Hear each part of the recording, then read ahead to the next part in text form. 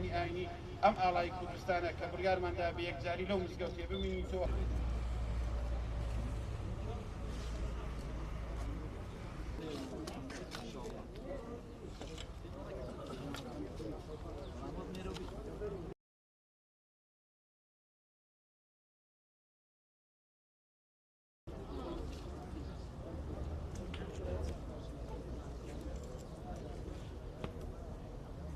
بیست ساڵ بە لە ئێستا ڕژێمی بەعس هەڵمەتێکی دژ بە قڕکردنی گەلی کورد ئەنجام درات کە ئەویش پرۆسە ئەنفال بوو کە بەداخەوە بە سوود وەرگرتن لە یەکێک لە سوورەتەکانی قورئانی پیرۆز گەورەترین پرۆسەی قڕکردنی تاچی کوردی ئەنجامدا کە ئەمەش پێچەوانەی هەموو پرەنسیپەکانی ئاینی پیرۆزی ئیسلامە چونکە لە ڕوانگەی ئیسلامەوە ئەنفال بەو پاشماوەی ئەگوترێت کە لە بەرەکانی شەڕ و جەنگ ئەمینیتەوە بۆیە بە پێویستمان زانی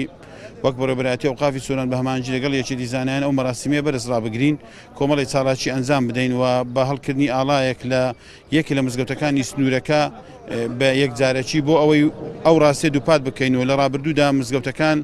شوێنی بڵاوکردنەوەی هەستینەتەوەی و نیشتمان پەروەری بووینە. ئەو زوڵم و زۆرداریە کە لە ڕابردوو لەلایەن ڕژێمەیەک لە دوای یەکەکانی عێراق و دەوڵەتە ئیقلیمیەکان لە میلەتی کورد کراوە کە میلەتی کورد پارچە پارچە کراوە یاخود ئەنفال کراوە یا زیندە بە ساڵ کراوە پێویستە ئێمە دەرس لە ڕابردوو وەرگین ئەو دەستکەوتانی لە ڕابردوو لە دەستمانداون لە ئایندە ئێمە بیری لێ بکەینەوە و لە ئایندەدا ئەو دەستکەوتانە بکەینە مایەی یەگرتن و تەبایی و هەروەها ئاور لە بنەماڵەی شەهیدان بدەینەوە لە کەسوکاری ئەنفال کراوەکان بدەینەوە هەروەها لە خانەوادەی سەربەرزی